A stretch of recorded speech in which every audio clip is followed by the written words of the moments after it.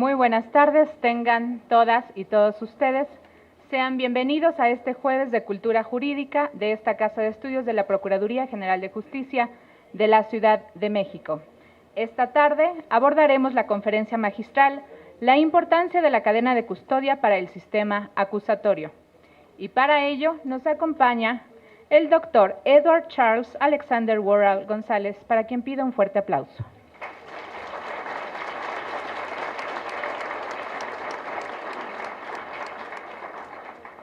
Modera el maestro Juan José Olea Valencia, coordinador general de este instituto.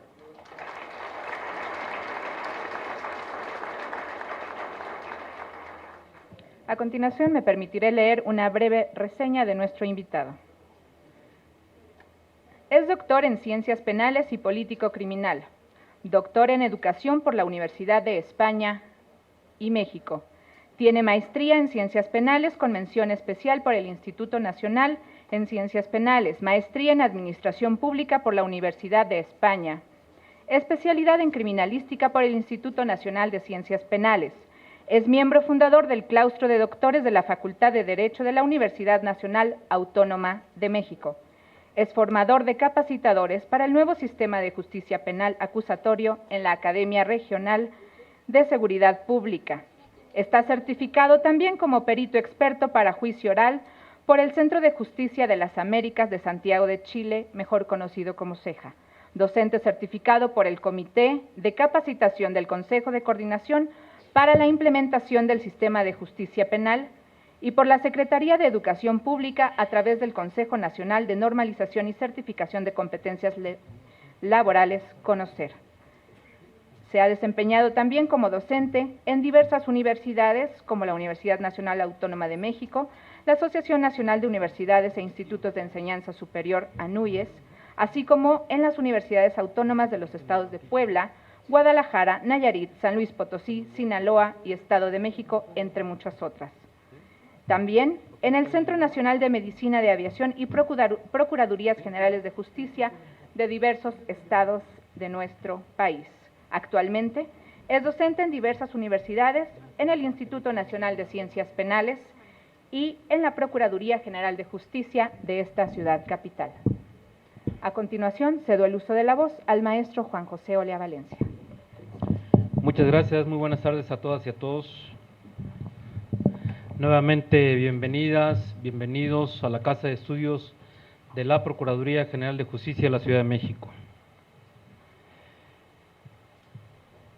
Sin duda, el tema que hoy se aborda, el de la cadena de custodia y su importancia en el sistema acusatorio, en cuanto a denominación, no es algo novedoso. La cadena de custodia ha existido desde que existe, pues, la investigación criminal. Sin embargo, el sistema acusatorio visibiliza a este procedimiento.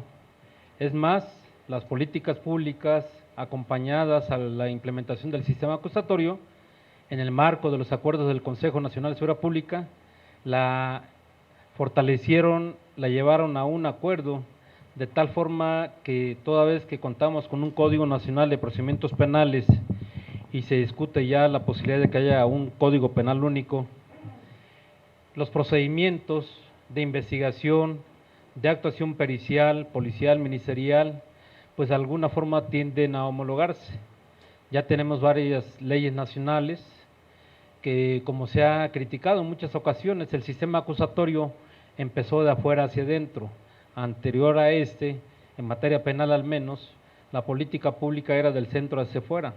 Eso provocó graves problemas en el país, de tal forma que hay entidades federativas que al día de hoy, por ejemplo, llegan a tener 4 códigos de procedimientos penales, porque obviamente que cuando estos se instrumentaron, siguen vigentes tanto que no se resuelva en definitiva los asuntos que en su momento iniciaron con cada uno de ellos. En el caso de la Ciudad de México, contamos con un solo Código Nacional de Procedimientos Penales, aunque ya teníamos una propuesta aprobada por la Asamblea Legislativa de un Código de Procedimientos Penales del Distrito Federal que se armonizaba a la instrumentación del mandato constitucional de junio de 2008. Sin embargo, a partir de ello, lo que quiero destacar es toda esta gran confusión que se generó a nivel nacional por esa pluralidad de procedimientos que existía y que todavía siguen existiendo en el país. Efectivamente, nuestro país no puede ser tasado con una regla única, porque sabemos que desde el punto de vista geográfico, cultural, étnico, etcétera, existe una gran diversidad. Sin embargo, en materia penal hay principios que creemos se pueden armonizar. Por eso es que el Código Nacional de Procedimientos Penales sí aplica, y la cadena de custodia y su protocolo aplica para todas las instituciones encargadas de investigar el delito y perseguirlo ante los tribunales de justicia en cada entidad federativa y a nivel de la federación. Agradezco a Edward Worrall que haya aceptado participar con nosotros aquí en la Casa de Estudios de la Procuraduría General de Justicia de la Ciudad de México. Él cuenta, como ya se evidenció a través de la síntesis que se señalaba de sus antecedentes curriculares, cuenta con una gran formación académica y ya ahora con una gran expertise en materia de investigación criminalística. Edward considera la Casa de Estudios de la Procuraduría como tu casa. Eres bienvenido y abordemos pues este importante tema de la cadena de custodia. A todas y todos ustedes, muchísimas gracias por seguir prefiriendo a este Instituto de Formación Profesional, gozar de sus atenciones. Lamentablemente este tipo de actividades tiene un cupo limitado, tenemos que cerrar prácticamente en cuanto abrimos, y por eso es que agradecemos su presencia. Sin embargo, para los que no lograron entrar aquí en vivo y en directo, también estamos transmitiendo a través de Periscope y otras redes sociales en vivo, para que si alguien en alguna ocasión no logra estar con nosotros, lo pueda hacer desde la comodidad de su escritorio, su casa, su oficina, etcétera. Vamos a disfrutar pues esta tarde de la presencia de Edward y el tema que él abordará. Muchas gracias, y como siempre al final de la participación de Edward habrá un periodo de preguntas y respuestas a propósito de que ustedes puedan desahogar sus inquietudes. Adelante, Edward, por favor.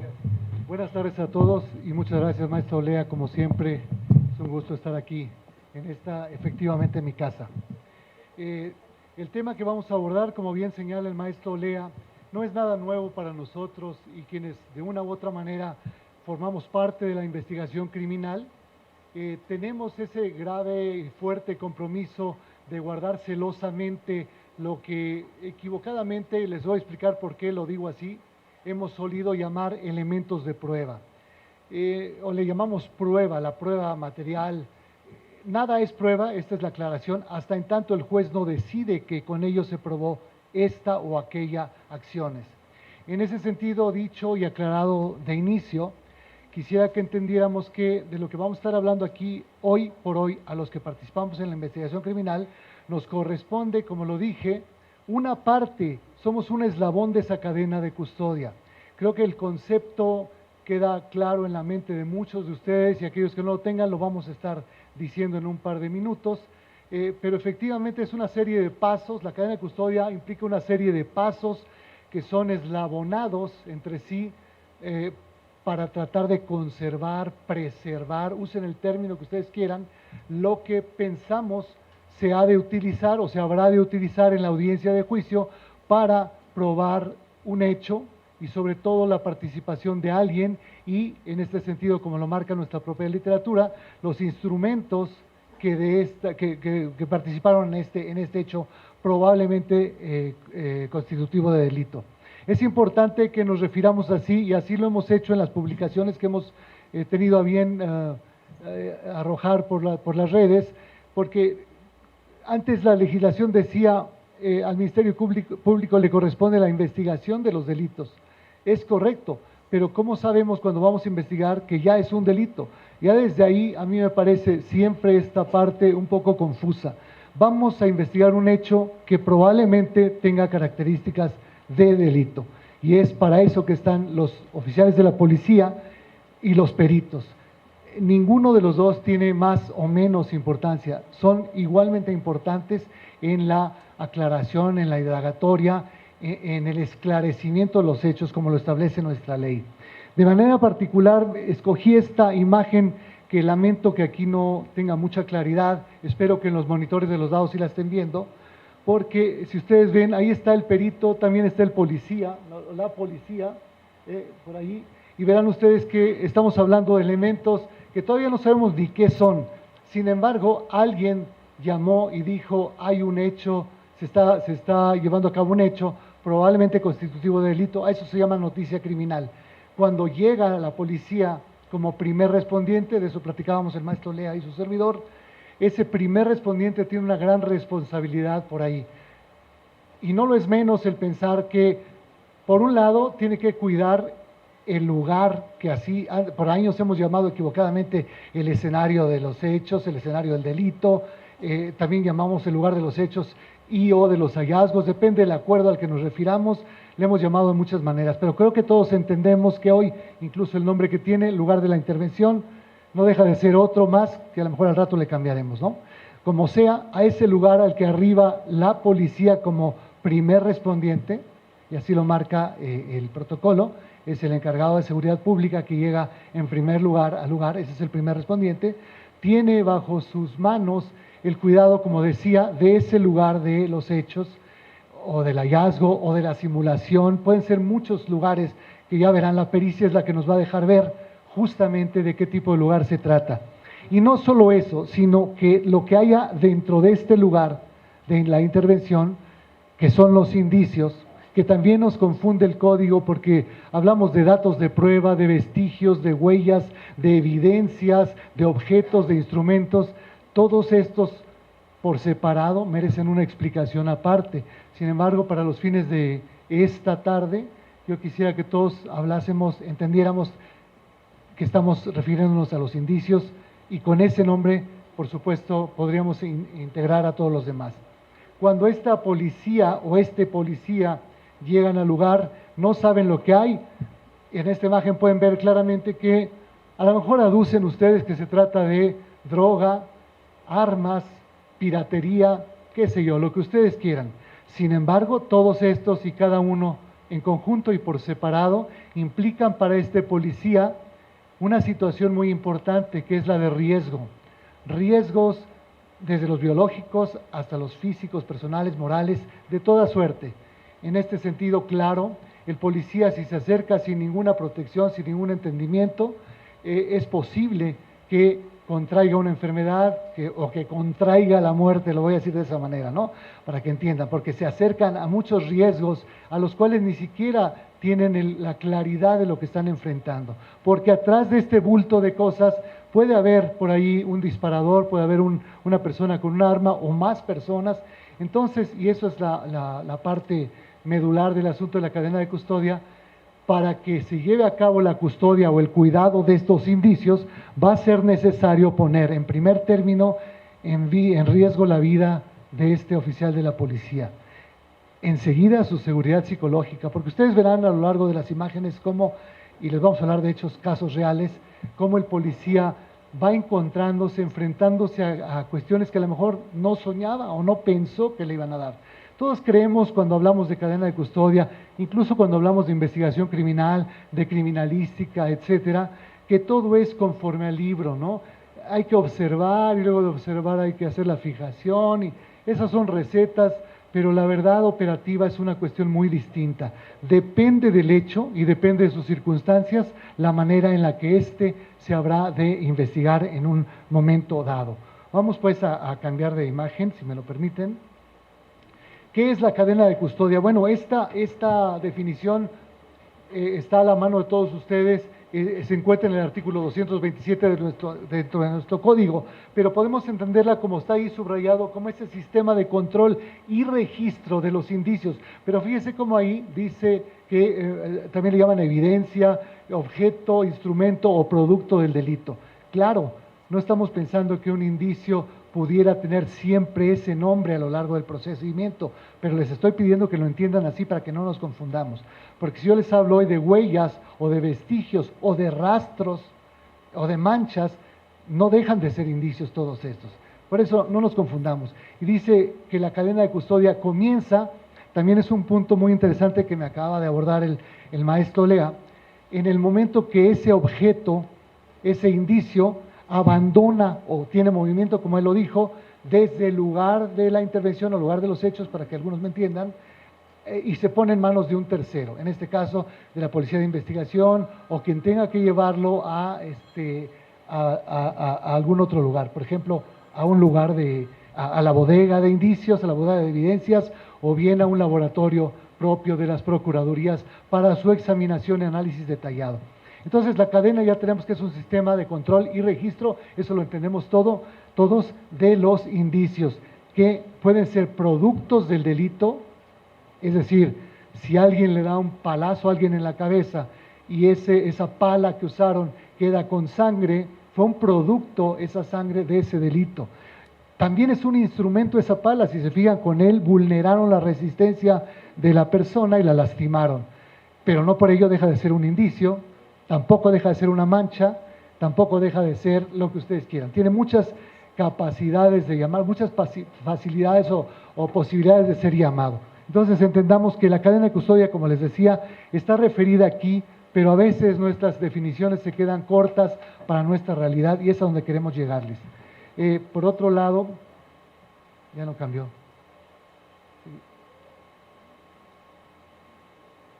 Perdón, ya se trabó esta cuestión. A ver, ¿cuál es la finalidad de la cadena de custodia?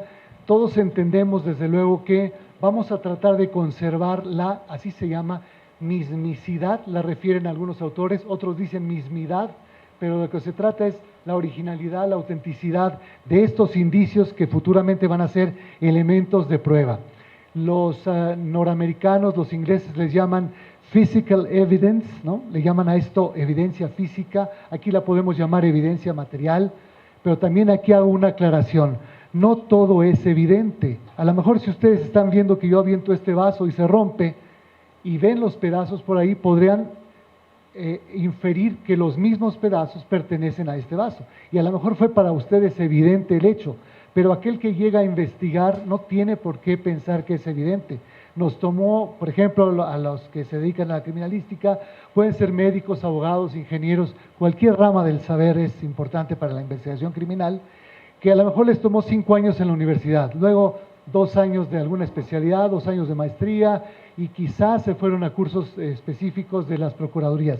Vamos a hablar de 10 años, ¿les gustan?, de experiencia académica para poder enfrentar un hecho y decir, esto es muy evidente que se trata de una mancha de sangre. ¿Y qué tal si no era más que una mancha de pintura color rojo? O si era sangre, pero no era de humano, era de un animal.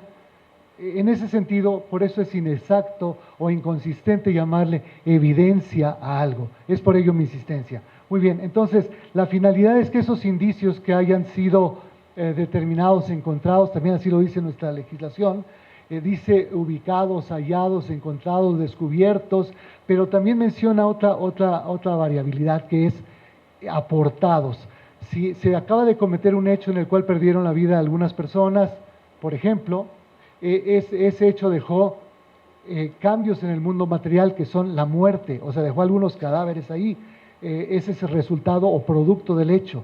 Y a estos cadáveres les vamos a tratar de extraer toda esa información que pudieran estos obsequiarnos a través de su tiempo de muerte, cronotanato diagnóstico, las características de sus lesiones, las marcas particulares que puedan tener en el cuerpo como son lunares, tatuajes, color de cabello, color de ojos, talla, etcétera. Todos estos datos son para nosotros vitales en la investigación. Y recuerden, hay un tiempo para tomarlos, a veces dejamos mucho tiempo y los rastros que quedaron adicionales pudieran borrarse, por ejemplo, por factores externos como son la lluvia, el calor, etcétera. Es por eso que cuando hablamos de mismicidad, queremos que el indicio, nos referimos a que el indicio mantenga en la mayoría, en lo posible, sus características tal como estaban al momento de que ocurrieron. Pero esto, no me van a dejar mentir los compañeros peritos, no es siempre posible, ¿no?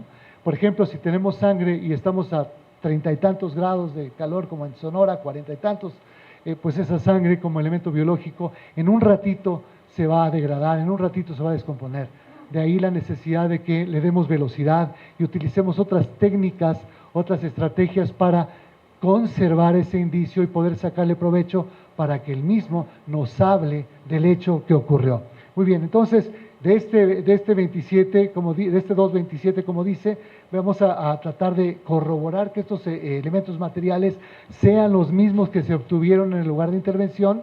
Ahora, en su juzgamiento, durante su juzgamiento, en la audiencia de juicio, en la sala de juicio oral. Es ahí la importancia. O sea, ¿cuándo empieza la cadena? Cuando tenemos los indicios a nuestro cuidado y cuando los vamos a mandar a que se vayan al laboratorio. Eso es correcto de acuerdo a la legislación. Sin embargo, yo siempre he sostenido, y lo he escrito incluso en algunos artículos, que la cadena de custodia comienza cuando viene la llamada, la famosa llamada de la noticia criminal, ¿no?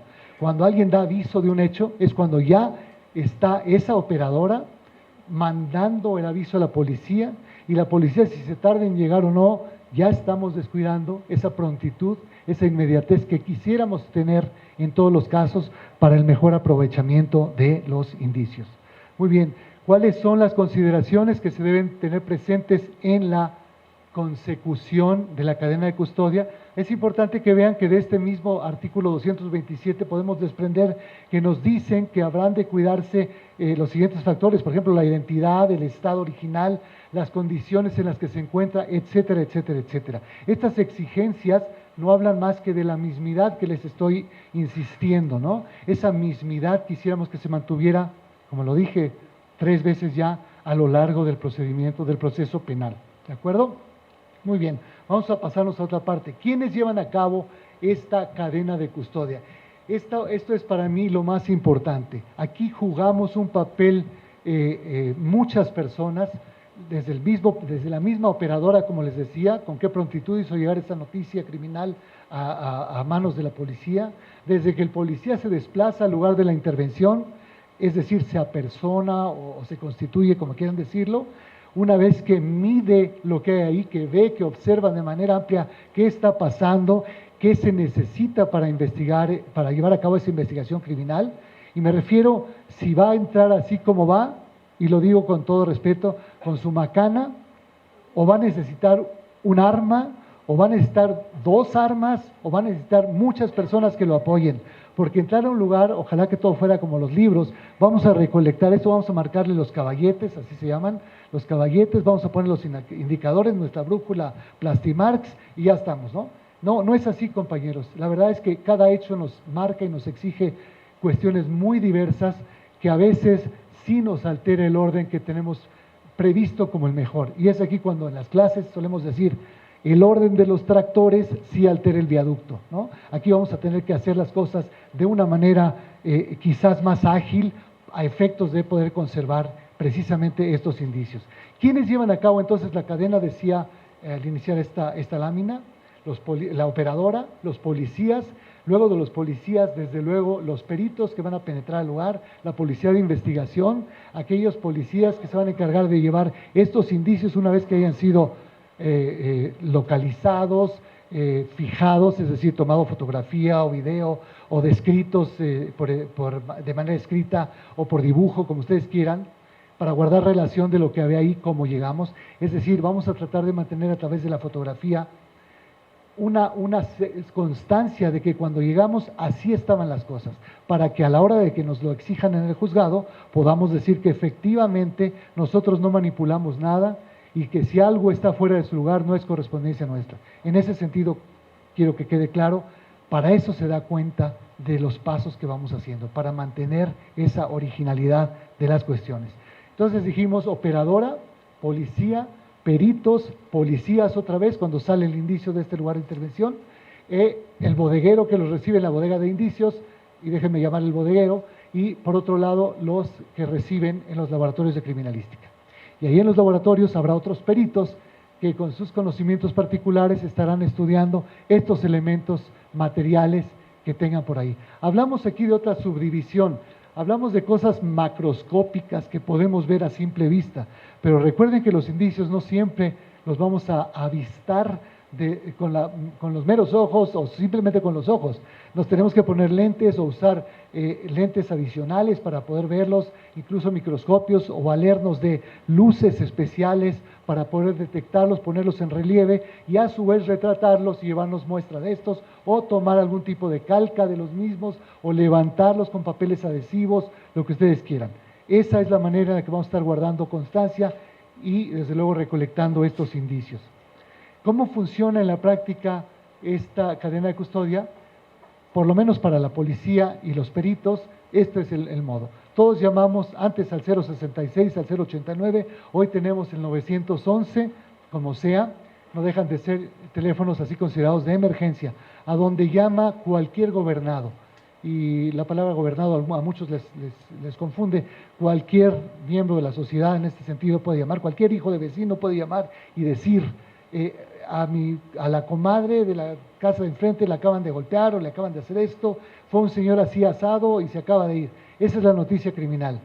¿Qué tiene que hacer la autoridad para llegar a ese lugar, para investigar? Primero que nada tiene que dar crédito de que lo que le acaban de informar por vía telefónica, por fax, ya ni se usa, pero bueno, por correo electrónico, por WhatsApp, por lo que ustedes quieran, es real. O sea, tiene que constatar que el hecho que le avisaron es real. Por lo tanto, habrá de constituirse en el lugar y ver si efectivamente hay una persona golpeada o muerta en el piso, si hay pistolas, si hay balas, si hay sangre, etcétera, los indicios de los que estábamos hablando. Primero entonces constatan el hecho.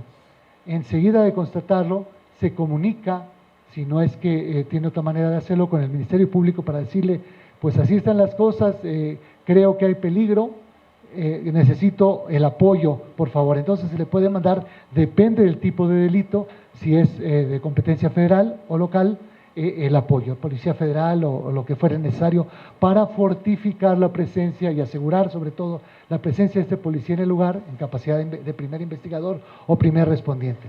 Otro de los consejos que siempre le damos a la policía es que si van a cuidar a la gente, al primero que deben de cuidar es a ustedes mismos, ¿no? El primero que debe de aprender a cuidarse es ustedes. ¿Cómo pueden ofrecerles seguridad a los demás si ustedes van descuidados, sin un chaleco, sin gente de refuerzo, sin un arma funcional, etcétera, etcétera, y sin medir las circunstancias? Entramos, huele a gas, pero está oscuro, entonces prendemos nuestro encendedor, ¿qué va a pasar, no? Entonces esas medidas de seguridad parecen de caricatura, pero es una realidad. Tenemos que contar con gente que conozca de este tipo de cosas para cuidar. Entonces esa protección civil o quien tenga que venir. Y esta es otra discusión que se abre. ¿Quién es el primer respondiente entonces? Si se trata de un incendio, pues tienen que ser los bomberos. Si se trata de un hecho donde hay involucradas muchas personas de delincuencia organizada, transnacional o nacional, pues ¿quién tiene que llegar? El ejército o la marina para controlar. Entonces, ¿quiénes son los primeros respondientes? Sin embargo, la literatura dice que el primer respondiente es, y no vamos a cambiar esa cuestión, aquella autoridad de la seguridad pública, encargada de seguridad pública, en llegar primero al lugar. Una vez que se tiene la noticia, como lo dije, se le da aviso a la policía para que se presente. Pero fíjense cómo que desde aquí, la cadena de custodia, dijimos que era un sistema de registro, desde aquí ya empiezan las anotaciones. Tanto esta operadora toma nota de dónde es, como se graba ese llamado para tener la relación precisa de lo que fue. Después de esto, acuden los oficiales de la policía, uno o varios, al lugar a pretender, primero, dilucidar de qué se trata, ¿no? De qué tipo de hecho es. Como les dije, constatar si existió el hecho o está en la imaginación de la persona que habló o es una mera broma. Ojalá que hoy ya tengamos menos personas que se dedican a hacer bromas porque cuesta mucho esfuerzo, mucho trabajo y dinero poner en movimiento a las fuerzas de investigación para atender esas llamadas de broma, ¿no? En fin, llega la policía, no sabe cómo se va a enfrentar al hecho, por eso les digo, es importante que cuiden primero sus personas. Una vez que ven el lugar, advierten los riesgos, las circunstancias propias del delito o del hecho, que hasta este momento no saben si es delito, pero que están investigando. Revisarán de manera general, quizás no tan particular, qué es lo que están viendo. Fíjense cómo allá atrás en la imagen hay público, hay criaturas aprovechando el llanto, porque efectivamente hay gente de todas edades y de todas circunstancias en ese hecho. ¿Y qué va a hacer la policía? Primero tiene que proteger a esas personas. Primero tiene que protegerse, luego las personas y luego, por supuesto, tratar de salvar todo lo que se derive de este lugar de investigación. A simple vista, ¿qué asume? ¿Qué creen que asuma aquí el policía al ver esto? ¿Qué suponen que es? Un herido. ¿Le ven algo más en las piernas? Amarrado. ¿Qué implicaría esto? No es algo, pero no entiendo. ¿Qué me dijeron? Un secuestro. Muy bien, entonces estamos haciendo hipótesis ¿De acuerdo? Ya desde ahí tenemos una probable teoría del caso, si la queremos ver de esa manera. Voy a hablar de un secuestro, no lo sabemos, a lo mejor solamente son lesiones que le infligieron a una persona y punto. Pero miren cuánta gente hay atrás, entonces habrán de cuidarse, primero que nada, la vida de las personas, porque es el bien tutelado más importante, ¿de acuerdo? Y desde luego, la vida nuestra como investigadores y la de las víctimas, la de los probables responsables. Acuérdense que hoy todos somos sujetos de derechos, como bien señalaba el maestro Lea, somos sujetos todos de derechos, ¿no? Entonces, ¿necesito apoyo o no como policía? Si el hecho se ve muy complicado y no quiero obviar las cosas, pues pido el apoyo, el refuerzo necesario para investigar, ¿de acuerdo? Una vez que estemos ahí ya podemos controlar a las víctimas, sean primarias o secundarias, a las víctimas del delito, a la gente que está ahí, porque hay mucha gente que se afecta en hechos grandes, masivos, como avionazos, trenes, el metro y cuestiones así, pues todo el mundo se alarma y de pronto hay un pánico generalizado que nos hace a todos obrar de una manera muy especial, respondemos de manera especial a las cosas cuando estamos excitados, alterados por algo. Controlar a las víctimas, a los familiares, a la prensa, que nunca falta, también de manera aparentemente presionante para todos nosotros, y si podemos, ¿por qué no?, empezar a derivar o buscar otros indicios, si lo entienden así, de estas víctimas, de estos testigos del hecho, porque estos nos van a aportar su versión, nos van a dejar ver al menos lo que ellos creen haber visto. Y digo creen porque, decía yo hace un instante, a veces alterados de sus emociones, son capaces estos de desviar la realidad, de desvirtuar la realidad, de entender otra cosa, vemos más grande las cosas, o de no vernos, cegamos ante algo, ¿no? Hacemos las entrevistas con los probables participantes, con los testigos de igual manera para extraerles lo que puedan aportarnos al respecto. A lo mejor, si somos muy cautelosos, podríamos tomar fotografías con nuestro celular a los que estén ahí, porque muchas veces entre ellos justamente se encuentra el que produjo el hecho, ¿no? el causante de este hecho, y lo dejamos ir porque no tenemos por costumbre llegar y tomar fotos, porque luego nos van a decir en juicio, es que es una foto ilegalmente obtenida y bla, bla, bla, ¿no? Pero para memoria de la investigación siempre es recomendable que tomen los investigadores fotografías, ¿no? Bueno, esta foto es un poquito gráfica, pero pues la recabación de datos puede implicar desde encontrarnos probablemente globos con cocaína o encontrarnos armas robadas o documentos falsos, hasta encontrarnos partes corporales y lo que ustedes quieran. En ese sentido, ¿qué es lo que vamos a hacer? Como en todo proceso de investigación, recabar datos. Vamos a tratar de buscar la información que podamos a través de testigos y de imágenes.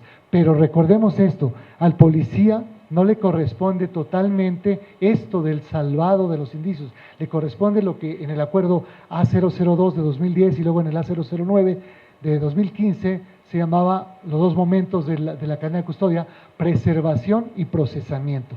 Al policía le corresponde en este sentido la preservación del lugar de intervención, digamos así, del indiciote, que contiene indicitos, para que nos entendamos. Muy bien, por supuesto, tendrá que decidir si necesita algunas acciones adicionales para proceder a su investigación. Bomberos, ya lo dije, Protección Civil, la Cruz Roja, qué sé yo, cualquier otro que pudiera adicionar, fortalecer nuestro proceso de investigación. Vamos a acordonar, probablemente valiéndonos de cintas, probablemente valiéndonos de pick-ups, de vehículos, de gente armada o de lo que tengamos a la mano, como lo hacen los maestros albañiles, y lo digo con el debido respeto. Creo que esta es una derivación del sistema que tenemos de protección de los indicios, ¿no? El alambre o el mecate que ponen alrededor de la banqueta a la que acaban de echarle cemento y que dicen, quién sabe qué, el que pise, ¿no? Eso es precisamente la cadena de custodia, ¿no? Muy bien, ahora, ya que lo tenemos ese lugar acordonado y sabemos que dentro del mismo hay indicios o creemos que los hay, le tenemos que dar paso al experto en la ubicación y tratamiento de estos indicios, que no es otro que el perito, en la rama que sea, criminalística, química, dactiloscopía, balística, lo que ustedes quieran agregar, ¿no? Tenemos muchas pericias en las procuradurías y además cada día se les suman más y necesitamos de los institutos a gente que tenga saberes especializados que a lo mejor no están contemplados en nuestras pericias, pero que son necesarios para entender, para esclarecer, para dilucidar este hecho. Es entonces que se le da, como pueden ver ustedes ahí atrás, al de bata blanca, el paso al perito.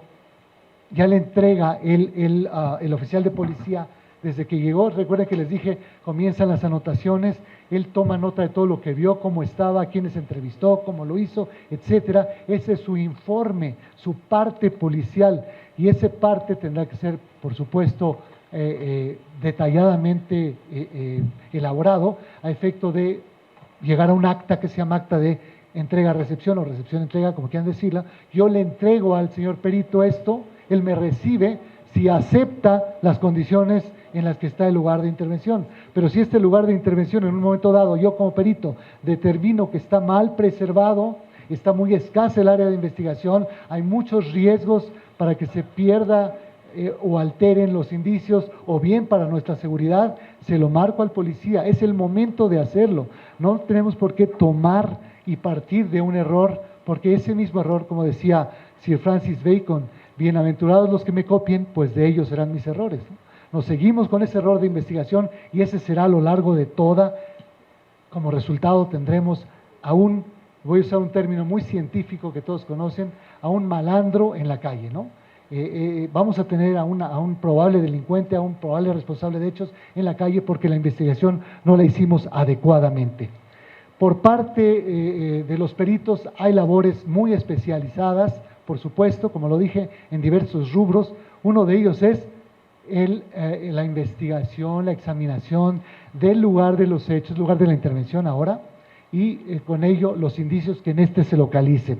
De tal suerte que, como les dije, empieza diciendo si está bien acordonado o necesita otras medidas adicionales, qué tipo de indicios se ven ahí a simple vista. Recuerden, porque no ha hecho ninguna, y voy a usar un término que tampoco me gusta, probanza o alguna experimentación para determinar si esa sangre, si esa mancha pertenece o no al hecho. Solamente está diciendo a priori de su propio criterio si eso que está observando ahí pudiera pertenecer al hecho que se investiga.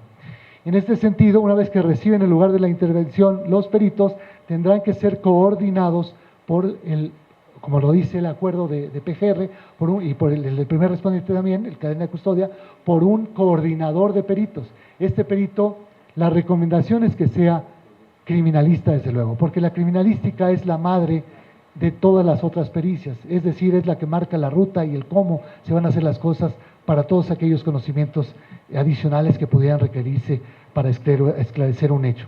En ese sentido propio de la criminalística, tiene un método de búsqueda, el mismo que comienza con un punto de entrada o lugar de entrada o lugar de acceso al lugar de la intervención, al lugar crítico, donde están los indicios. A este lugar van a entrar el criminalista y el fotógrafo, para que vaya el segundo dando cuenta fotográfica, documentación fotográfica de lo que el perito vaya diciéndole. Retrata esto, por favor, retrata esto otro, etcétera, para que no se pierda de la memoria visual, la memoria que nos dan los fotógrafos, ese elemento futuramente de prueba. En ese sentido, una vez adentro, los peritos tienen varias tareas, ¿no? Ya lo dijimos, primero ubicaron a grosso modo, o de manera muy amplia y general, los indicios. Ya que los vieron, los van a empezar a clasificar, los van a buscar. Hay veces que creemos que este es el solo indicio, y dijimos, bueno, ya lo veo. Ya que nos llevamos el cadáver o este otro, y alguien levante esto, descubrimos que abajo hay otra cosa. Esa es la modalidad o la hipótesis que se sugiere en el código cuando dice descubrir, ¿no? Una cosa es ubicarlos, otra cosa es descubrirlos, y el otro que les decía es aportar. Si alguien dice, oiga, señor, cuando hace ratito, antes de que llegaran ustedes, un señor salió corriendo de aquí y se le cayó esto, y nos entrega un arma o nos entrega cualquier otra cosa. En este sentido, esa es la aportación. Y la pregunta que siempre subyace respecto de este indicio, pues por supuesto que también tiene que seguirse una cadena de custodia, por supuesto que también tiene que documentarse, porque no sabemos si nos lo están, voy a usar un término coloquial también, sembrando o de verdad obsequiando en relación a una verdadera investigación de la cual se deriva el mismo. Los peritos ahí, como lo dije, ubican, señalan, le ponen el caballete, el indicador, la brújula, etcétera. Después lo fijan fotográficamente. Esto de la acción de poner el caballete y asignarle un número se llama identificación de acuerdo a nuestros manuales de procedimientos. Después lo fijan, ya lo decía yo, por dibujo, por filmación, por lo que ustedes quieran, ¿no? Por fotografía. Los recolectan, lo toman con equipo especializado, con pinzas o con guantes o con todo lo anterior. Lo guardan, eso es embalar en envases especializados o específicos para cada cosa, y debíamos de ser muy claros en esto. Cada indicio merece ser tratado de una manera especial, a la cual se le debe de dar específico apego, porque si empezamos a improvisar, porque no tengo bolsa, voy a guardarlo en la bolsa de las papas Sabritas, pues entonces ese indicio, por supuesto, podrá, por la fricción de las paredes, no así por el sabor de las papas, perder la calidad del indicio, ¿no? Entonces tendríamos que cuidar ese tipo de cuestiones, ¿no? Después de embalarlos, pues tendrán que etiquetarlos, y aquí es donde comienza, mi querido maestro, digamos, la sensibilidad, o la parte más sensible de la cadena, afirmar sobre esa etiqueta para que conste quién estuvo ahí. Recuerden que firmó el policía primero, firmó el acta de recepción, de entrega, le hizo la entrega el policía y él la recibió de este lugar de intervención. Esa es su primer constancia de que está ahí. Luego le corresponde decir qué había dentro de ello, y son los indicios que ya describió en su fijación fotográfica o video registro, o por dibujo, o por narración, o por lo que ustedes quieran, grabación de audio. Y luego de ello, ya que dio cuenta de estos por las imágenes o la memoria guardada, auditiva o visual, voy a guardar ese indicio, ya que lo recogí, en una bolsa especial o en una caja especial, a la cual le voy a sellar, una etiqueta, y le voy a poner mi firma a lo largo de esta, para que si alguien vulnera esta etiqueta, se vea que yo ya no fui, yo lo entregué como va. Y esto se lo voy a entregar al que venga a recoger estos indicios, sea quien sea. Aquí están los indicios, usted me recibe, usted me firma, aquí está deme su credencial. Incluso yo recomiendo tómenle foto a la credencial para que no haya de que se me perdió, que se me olvidó. Siempre guarden memoria de todos los actos que van haciendo. Muy bien.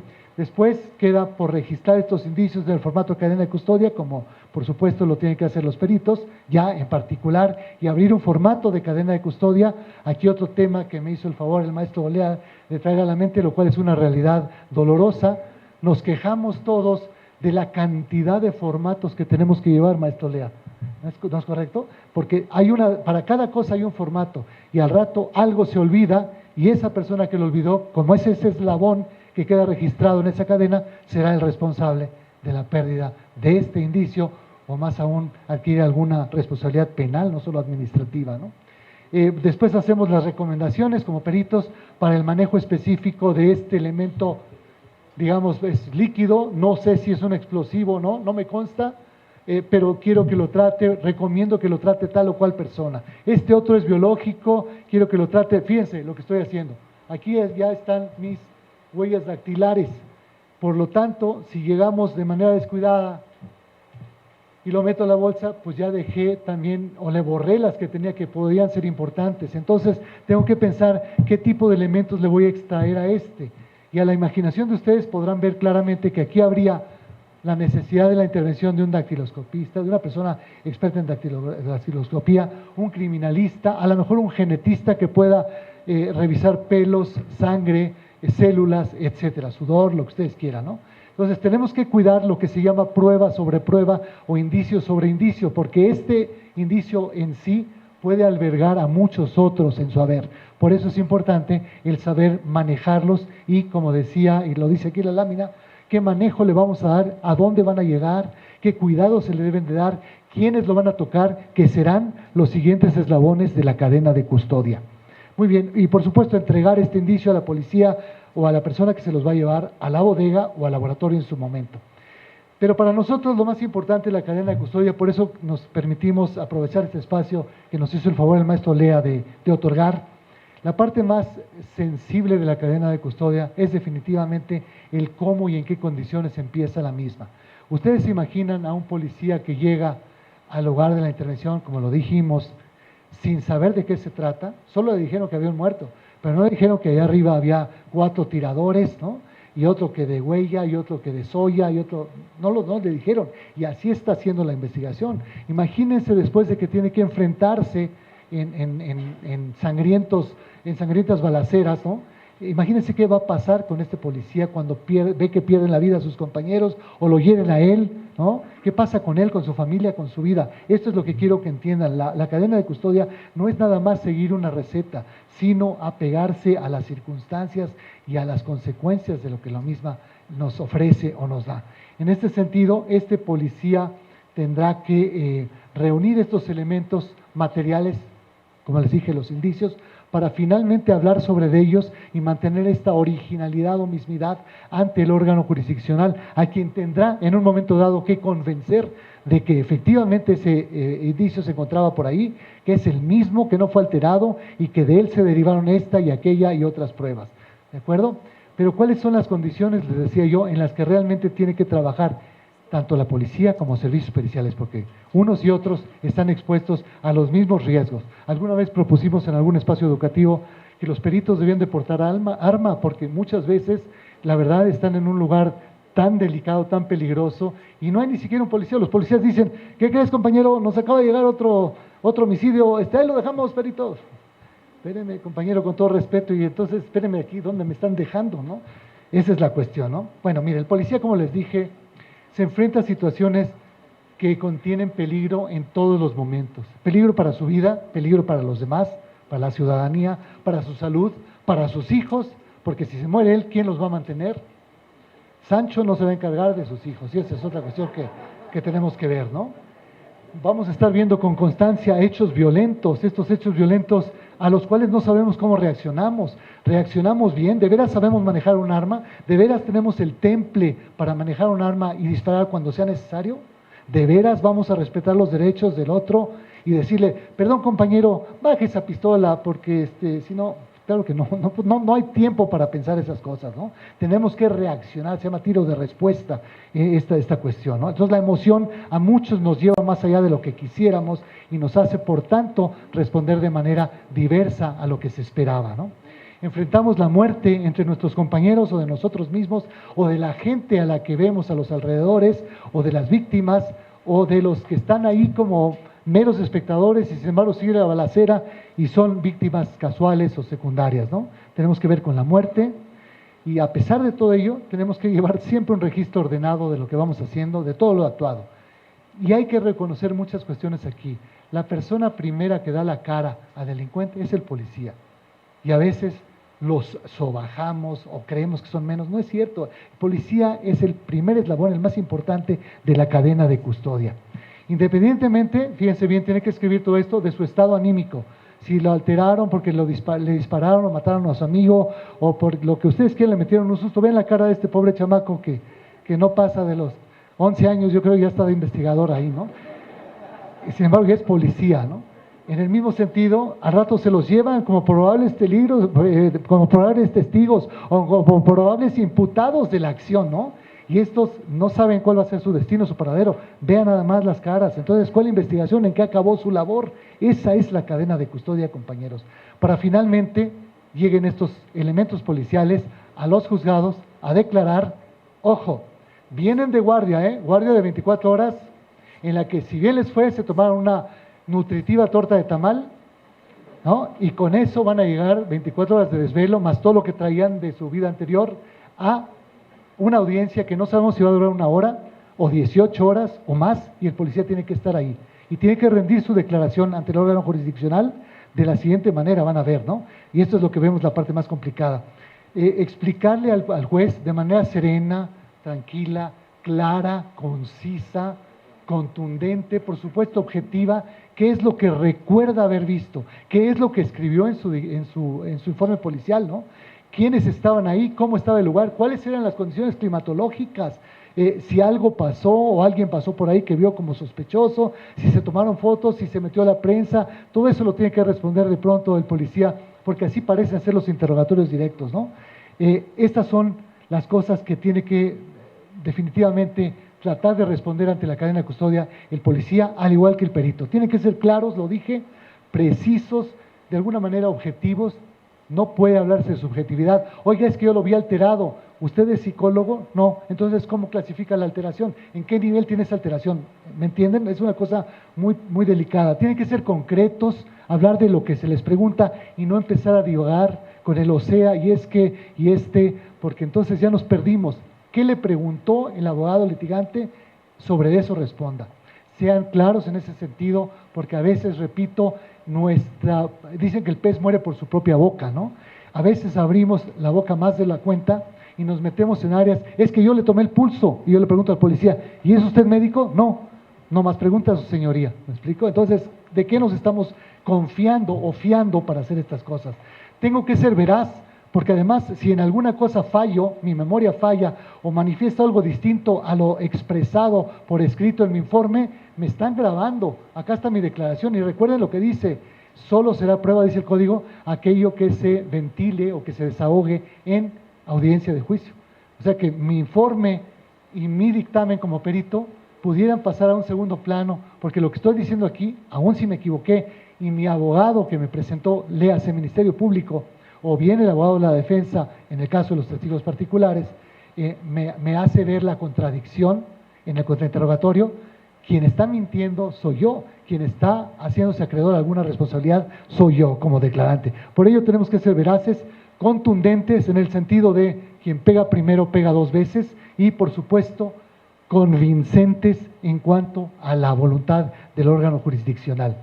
Lo anterior entonces tiene que ver que la cadena de custodia tiene que empezar con el correcto resguardo del lugar de la intervención, la pertinencia de los indicios que van a tener que hablar ustedes. Ese indicio usted lo vio, le llamamos incorporación de elementos materiales. ¿Usted vio esto? ¿Usted qué vio cuando llegó? Pues vio una pistola, vio un cadáver en el piso que estaba boca arriba, porque luego queremos decir decúbito supino, decúbito ventral, y no lo sabemos, hablemosle al juez como si fuera un sobrino nuestro. Estaba boca arriba, estaba boca abajo, no pasa nada, y es más claro que lo digamos. ¿Para qué sacamos nuestras palabras domingueras que hasta nosotros mismos nos van a confundir, ¿no?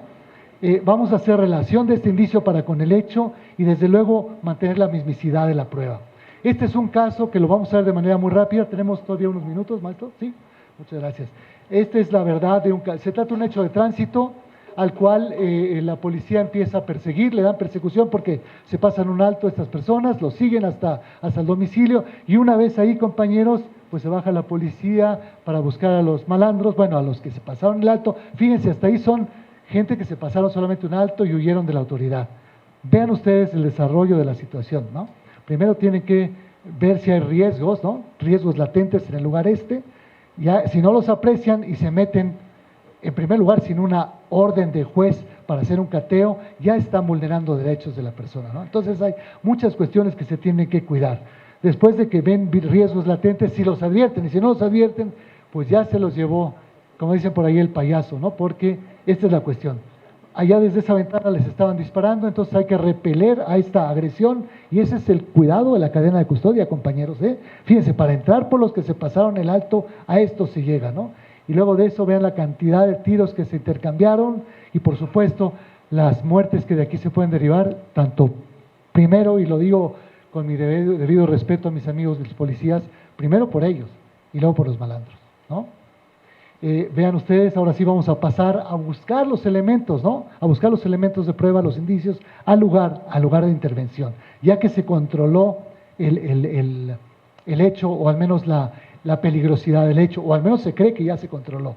Y miren lo que se empieza a encontrar, ¿no? Elementos diversos, entre los cuales hay armamentos muy pesados, hay drogas, hay objetos robados, hay cocaína, hay todo lo que ustedes quieran imaginarse, ¿no? Entonces, ¿dónde y con qué quieren ustedes empezar la cadena de custodia con todo lo que les estamos enseñando? Y miren en lo que derivan estas investigaciones, ¿no? Vean contra qué se estaban enfrentando, ¿no? Encuentran maletas con clorhidrato de cocaína, con metanfetaminas, con todo lo que ustedes quieran imaginar, ¿no? Motocicletas, las cuales bajo el asiento, como ustedes saben, traen armas y traen lo que se llaman grapas. Ustedes saben que son gramitos de cocaína, que más bien es raticida con un poco de coca, para los que tengan esta adicción, que por eso se vuelven cada vez más dañados con esto, ¿no? Miren nada más en qué acaban las cuestiones. Hay muertes, por supuesto, hay muchos daños en los cuales estuvieron siempre los policías ahí, Y estos eran nuestros elementos de prueba. ¿Qué va a pasar cuando lleguemos a hablar de este caso? ¿Por qué disparó usted, compañero?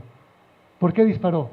Porque lo van a acusar de homicidio en un momento dado, ¿no? Por haber privado la vida a alguien, ¿no? Estos son los riesgos de la cadena de custodia. Y esta reflexión final, me gustaría que todos la entendieran, porque la verdad es que la cadena de custodia parece una receta muy fácil de seguir. Bueno, pues llego, observo, fijo, recojo, guardo, entrego, estudio en el laboratorio, hago mi dictamen, voy a juicio y digo qué es lo que vi. Ojalá que todo fuera así, compañeros. La implicación de la cadena de custodia es eso, una prueba de temple, de templanza, de aguante del oficial de la policía en primer término y desde luego del perito y de las habilidades del agente del Ministerio Público para hacer de este acto una verdadera veneración al mismo, para que el policía y los peritos involucrados en esta investigación, que son los que dan frente a la situación de peligro, hicieron llegar estos elementos de prueba finalmente al juzgado, compañeros. Muchísimas gracias por su atención.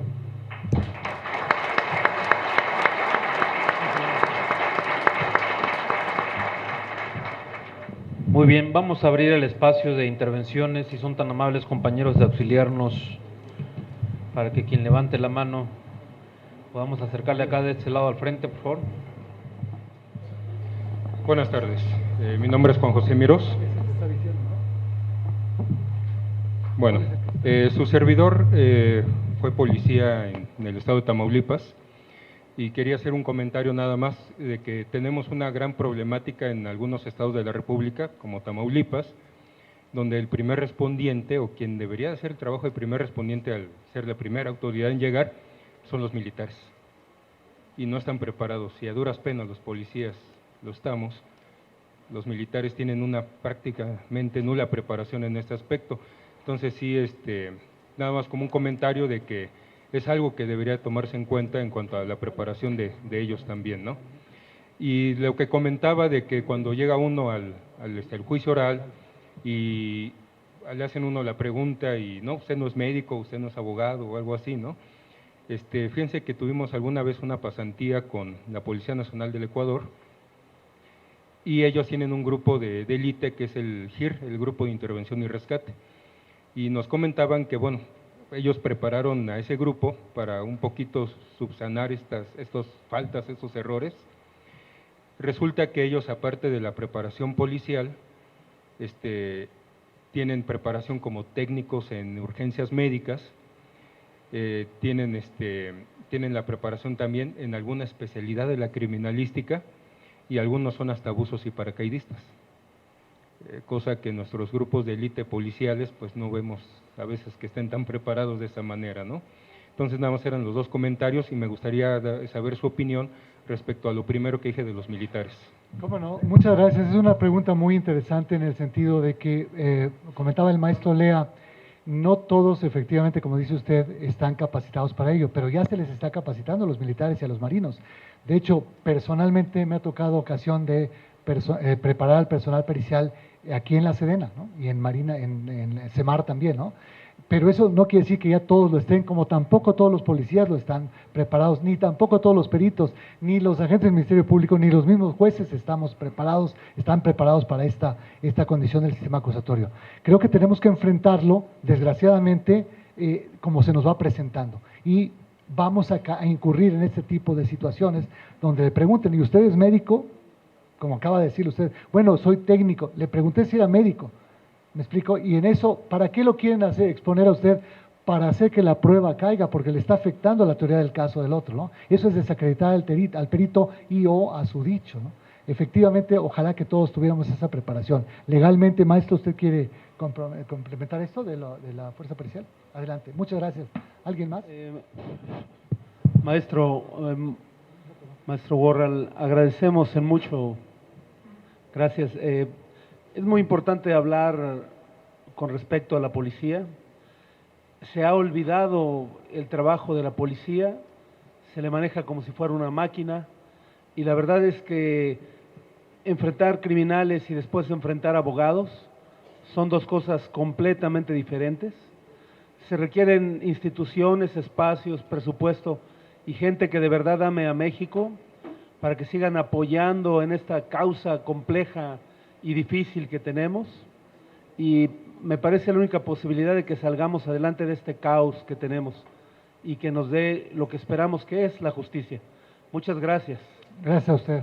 Gracias. Buenas tardes. Pues muy ilustrativa la conferencia, por supuesto. Yo tengo una pregunta, doctor. En el caso de que las Fuerzas Armadas, Marina o Ejército sean los que den la primera respuesta, ¿qué tipo de formato o quién validaría el formato o si ellos traen formato?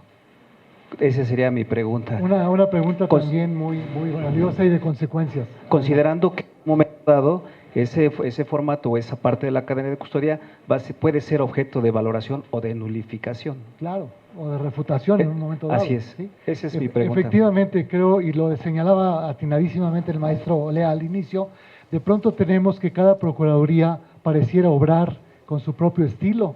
Cada procuraduría pudiera constar y tener con sus propios formatos, en este caso la Marina, la Sedena, y es cierto, tienen sus formatos, ¿no? Pero a la hora que queremos integrarlos, y esos son prácticas que todos los que son policías no me van a dejar mentir, llegan con su formato que les provee la policía municipal, la estatal, lo que sea, y luego ven que están los protocolos nacionales que son a los que todos tenemos que aspirar, ¿no? Entonces tratan de sumarlo o borran o eliminar ese y quieren hacer otro. No, yo creo que con independencia del formato con el que partamos, la cadena de custodia debe de dar cuenta clara, precisa de los actos seguidos, de quienes intervienen, los tiempos y las razones. A esto le llamamos trazabilidad, ¿no? Le vamos siguiendo la ruta al que va teniendo ese indicio en su lugar. Si empezó, como usted bien sugiere, abogado, con la Marina, pues esta Marina nos dirá por qué intervino, por qué estaba ahí, qué vio, quiénes estaban, y ese formato lo tenemos que anexar al otro. Ese es, digamos, que lo ideal de hacer, aunque, como ya se apunta desde el año pasado, estamos destinados a tener unos protocolos nacionales de actuación, de lo cual hace tiempo tuvimos la ocasión de dar una conferencia en la UNAM, y fíjense que esta fue una pregunta muy interesante, la misma prácticamente, nos decían hubieron elementos armados ahí, de la Armada y elementos de la Marina, y estos dijeron, nosotros no somos parte de la cadena de custodia. Bueno, de acuerdo a lo que dice el código, no lo son, porque no son encargados de seguridad pública, ¿de acuerdo? Sin embargo, si no fuera por ellos, no se podría investigar en ese lugar. ¿O qué vamos a entrar al rancho de los compañeros que firman como el zorro, ¿no? Vamos a entrar así desarmados, pues eso no, por supuesto que necesitamos con su apoyo, ¿no? Muchas gracias por la pregunta, compañero. Quiero hacer algunos señalamientos claros y puntualizar. Tenemos que entender que las policías tienen una función, sí, efectivamente. Aquí hay una confusión dentro de las mismas policías en donde la policía está confundiendo la preservación del lugar a la cadena de custodia.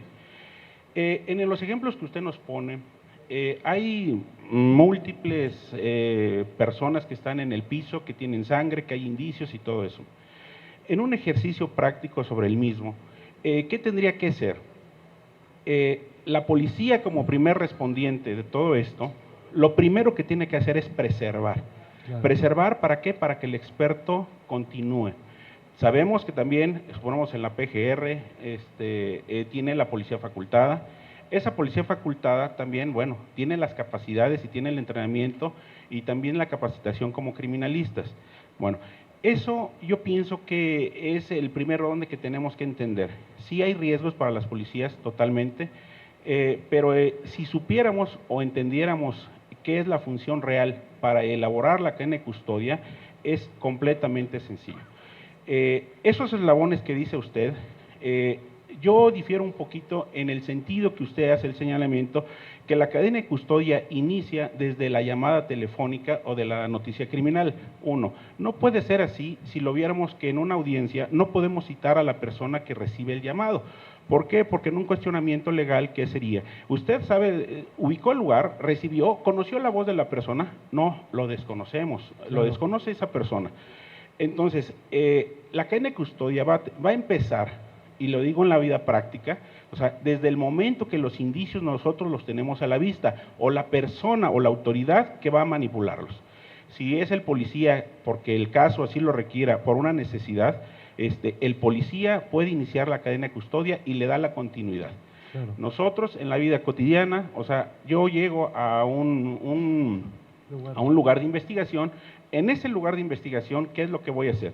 En el lugar de investigación, empezar a hacer mis señalamientos, mi fijación fotográfica, y yo soy responsable de los indicios que se encuentran en ese lugar. El levantamiento, el embalaje de los mismos, bueno, es un proceso que yo tengo que utilizar de acuerdo a los formatos de cadena de custodia. Esa cadena de custodia, bueno, es mi responsabilidad porque yo tengo el objeto físico en mis manos. ¿Cómo lo voy a transferir a las otras áreas? A la policía para que sea trasladado a los laboratorios o al área de las bodegas. O sea, ahí es el control. Para mí es muy sencilla la cadena de custodia. Yo soy la primera persona que tiene el objeto, el indicio, lo embalo, lo protejo, se lo voy a pasar a la otra persona. El siguiente eslabón es la policía se lo va a llevar ya sea en forma directa al laboratorio, el laboratorio lo va a recibir los peritos, el perito va a hacer el análisis, el análisis va a dar una respuesta. O sea, es exageradamente sencillo, nada más que estamos complicándonos. Ahorita la ponencia es en relación a la actuación, en este caso, en el juicio oral. En estos juicios, yo creo que si nosotros intervenimos cuando no tenemos que intervenir, ejemplo, y es muy marcado, hay un hecho aquí en la Ciudad de México en donde un policía, hay una muerte violenta por arma de fuego, se lleva el arma, se lleva casquillos y me los quiere entregar en un lugar diferente al hecho. O sea, ahí es el error. O sea, muchas veces nosotros preguntamos, ¿había riesgo de esos indicios? No, pero estaban ahí, los podían haber agarrado. Bueno, si hubieras aplicado tu protocolo de preservación del lugar, o sea, nadie se va a acercar, llego yo, ¿sí? Y los levanto y los envío. Cuando te pregunten a ti en una audiencia, ¿qué vas a decir? ¿Por qué se los llevó? Ya está mal desde ahí. ¿Por qué? Porque no se los tenía que haber llevado. Yo creo que aquí es el orden y el conocimiento. Yo creo que tenemos que delimitar la acción de la policía, ¿sí? Sí es complicada, o sea, es su actuar y es un respeto, son compañeros, pero sí tenemos que marcar todo esto del sistema de la oralidad. Si lo entendiéramos con la facilidad que es de tomar un objeto y ser responsable de este objeto, hasta que llegue a la autoridad que debe de ser, hasta que tengamos un resultado, esa situación, o sea, es sencillo. O sea, aquí no hay otra situación más que entender qué es la cadena de custodia. El entendimiento de la cadena de custodia nos va a dar una habilidad que vamos a empezar a adquirir y no tener miedo a una audiencia de juicio oral. El juicio oral, sí, efectivamente. Yo he estado en múltiples audiencias en donde me han cuestionado y el ejemplo es hablar con claridad, hablar con lo que yo hice y no hay más. Y no meterse nada si más. yo hablo con tecnicismos que no me entienda ni el abogado que me está cuestionando, ni los jueces que me están escuchando, o sea, ahí vienen los cuestionamientos en donde ya se meten con las carreras, con los títulos, con las vanidades, en donde es la fragilidad que se tiene. Pero en general, todo esto de la cadena de custodia es sencillo, hay que entenderla nada más.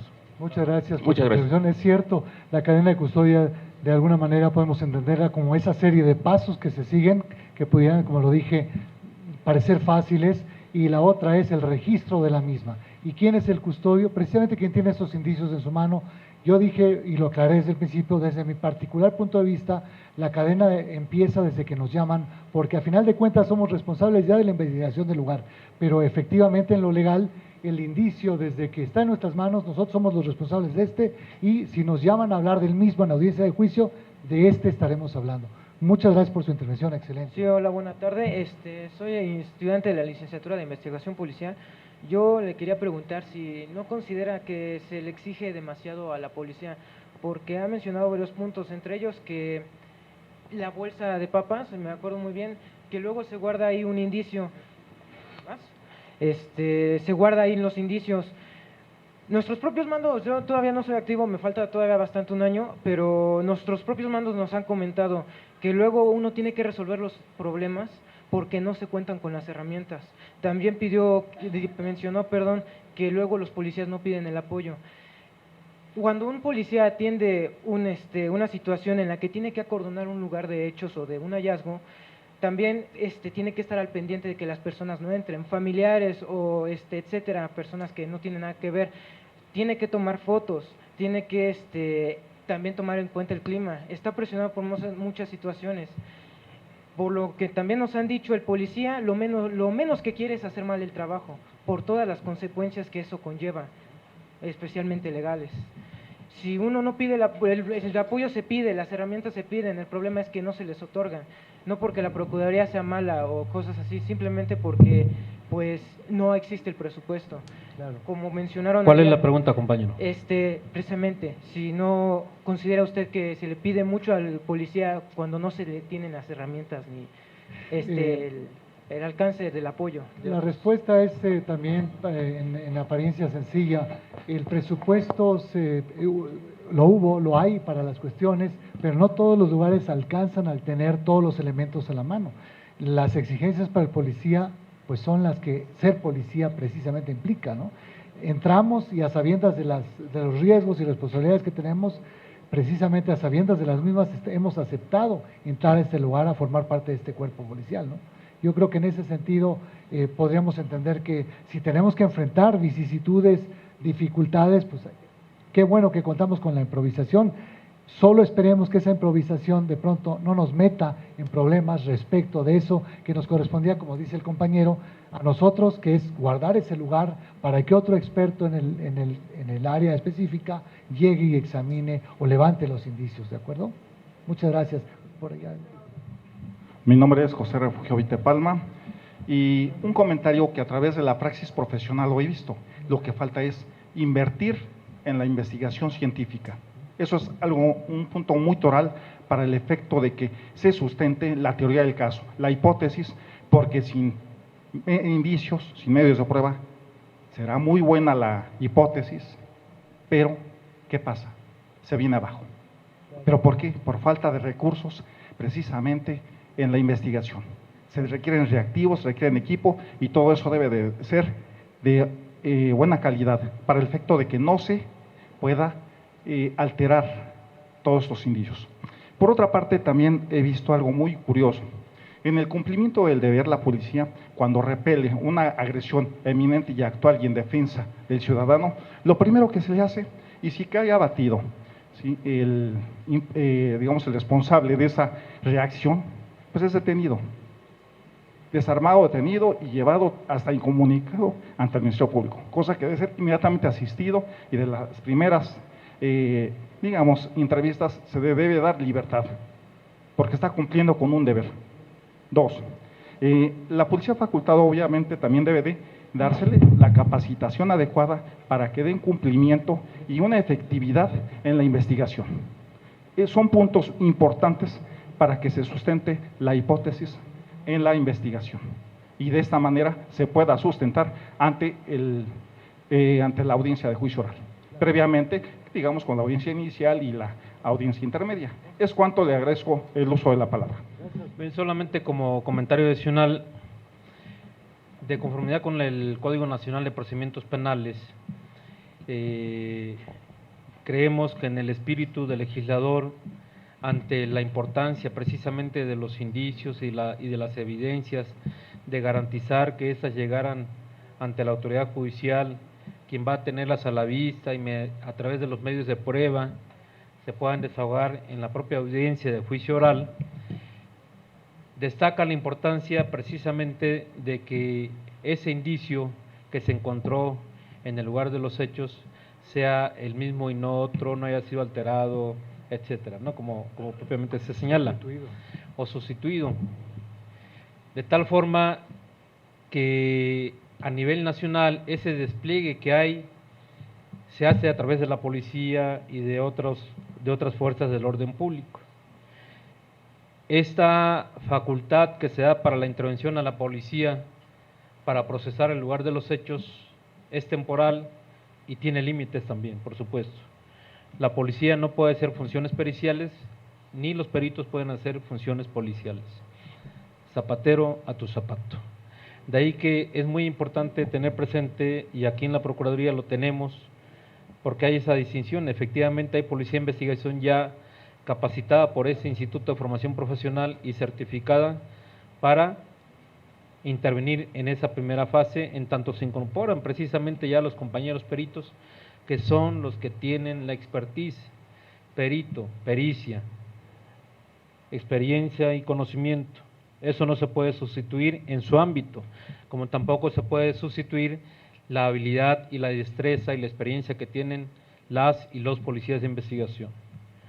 Por lo que hace al tema del empoderamiento de las fuerzas del orden público, pues se está trabajando en ese procedimiento paralelo. Ustedes saben que cada día se exige, eso sí, un mayor profesionalismo a las instituciones de procuración de justicia, porque la actuación de nosotros ahora se visibiliza. Antes bastaba con un solo informe, donde quien hacía la detención, por ejemplo, jamás era llevado a la audiencia, para que ahí mismo, en una audiencia que es pública, pudiese manifestar lo que en su momento conoció, las entrevistas que realizó, las técnicas de investigación que llevó a cabo, etcétera. Al día de hoy, eso garantiza, todo esto que estamos analizando garantiza el debido proceso. En muchas ocasiones se habló durante años anteriores en el sistema inquisitivo de que algunas personas eran llevadas a la ejecución, a la consecuencia jurídica, a la sentencia, sin haber elementos de prueba suficiente que acreditaran el hecho, esos datos, y encuadrarlos jurídicamente para que a su vez en una sentencia clara y en una audiencia donde en igualdad de circunstancias hubo un combate tanto de la defensa como por el agente del Ministerio Público, pues obviamente se diera mayor certeza ya al gobernado, ¿no? De ahí que nosotros consideramos que la cadena de custodia, pues, como ya lo señalamos junto con el doctor Gorral, desde un inicio, es muy importante porque se trata de garantizar y darle certeza a esos datos de prueba que se obtienen en lugar de los hechos para que esos lleguen a la audiencia. Y como nuestro compañero perito de la Procuraduría lo señaló, el procedimiento es muy claro, obviamente falta esa comunicación en las diversas autoridades, el policía, el perito, el Ministerio Público, el juez, que muchas veces desconoce estos procedimientos técnicos. Solamente como apuntamiento a lo que señalaba y con relación a la intervención del doctor Gorral. Muchas gracias. Pues nada más para darles las gracias a todos ustedes, y quiero que tengan presente que en relación a la prueba pericial tan importante que nos acaba de comentar el compañero perito aquí presente, es cierto, hoy en pleno siglo XXI la prueba científica, en alusión a lo que acaba de decir el compañero de acá, es la de mayor recurrencia. Hoy por hoy en todos lados del mundo hay más y más peritos que están siendo solicitados, incluso peritos particulares, por supuesto, y existe una nueva figura en nuestro código, el consultor técnico, que estará ahí para asesorar a las partes, a los litigantes en este caso, porque el litigante podrá saber de leyes, pero no necesariamente tiene que saber de medicina o de criminalística. Es en razón de lo cual esta figura tan importante y tan delicada para nosotros como peritos, que va a estar ahí diciéndole, pregúntale de su metodología, pregúntale de esto, y es por ahí donde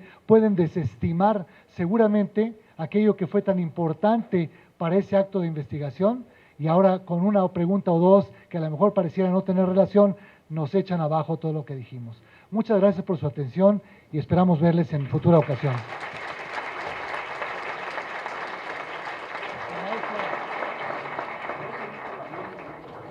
Muchísimas gracias. Entregamos ahora el reconocimiento al doctor Edward Charles Alexander Gorral. Muchísimas gracias por su presencia esta tarde. A todos ustedes les pedimos que nos sigan a través de las redes